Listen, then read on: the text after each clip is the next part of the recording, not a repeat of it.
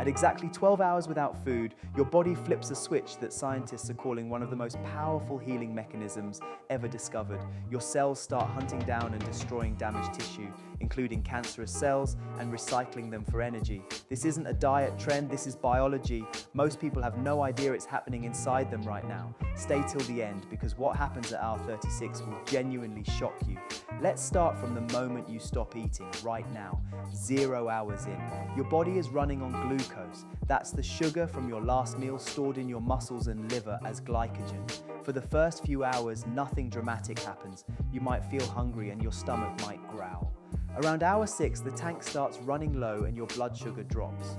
You might feel foggy, irritable, or tired, and that's your body telling you it needs more fuel. By hour 10, 11, 12, the glycogen tank hits empty, and your body has a decision to make about what to burn next. At hour 12, your body enters a state called ketosis, and it turns to your fat stores for fuel. Your liver starts converting fat into molecules called ketones and ships them to your brain and muscles as an alternative energy source.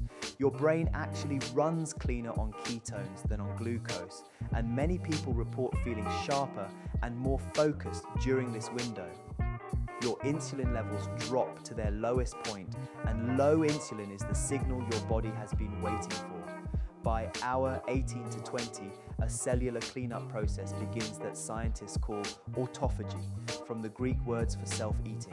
Autophagy is the process where your cells identify damaged or dysfunctional material inside themselves and break it down for parts.